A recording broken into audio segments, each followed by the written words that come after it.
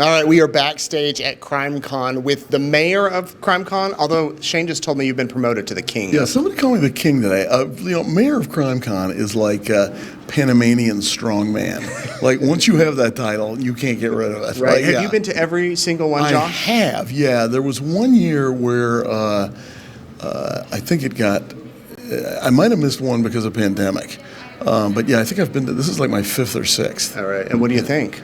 Well, look, for me, it's fascinating because it's a chance to sort of meet, like, our audience, and they're all in one room. And you really can find out, like, what they think, what they like, what they don't like, what works, what doesn't work, what parts of our act they appreciate. It's worth it just for that. So why do you think so many people, thousands of people, come and spend money to attend a conference about crime? Okay, True Detective magazine was sort of the first piece of journalism devoted specifically to true crime. That was first published in 1924. So that's 100 years of interesting crime. This is not a new thing. The only thing that's new is how you consume it in podcasts and streaming and on your phone. But there have been interesting crime as part of journalism for a really long time. The audience has changed. I mean, you look here, it's overwhelmingly women. So why is that? They're frequently on the business end of domestic violence. They're the ones who deal with a criminal justice system that wasn't built by them or for them and frequently doesn't respond to them. So it's not surprising who the audience is here. Right. So you mentioned podcasts and the changing landscape. Dateline has really been embracing that with the podcasts and digital type operations. Just started a new season. What can we expect this year? Keith has a brand new podcast right now called Murder in Apartment 12. And that is just getting underway wherever you get your podcasts.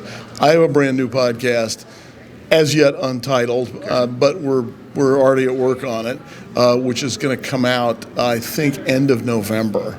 And we have a couple of other things. We have a thing called Talking Dateline, in which the correspondent from this week's show and me have this conversation about sort of behind the scenes stuff after you've watched the show. Right. That's coming out. We've got we have a thing called After the Verdict for premium podcast subscribers, which you all should be. Right.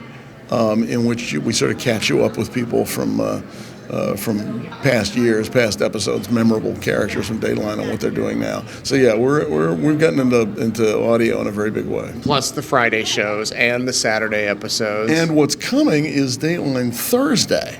Sometime in the next month or so, I think in October, we will be all new Fridays, 9 o'clock, which we already are, for 2 hours. And then we'll be all new Thursdays at 10 p.m. for 1 hour.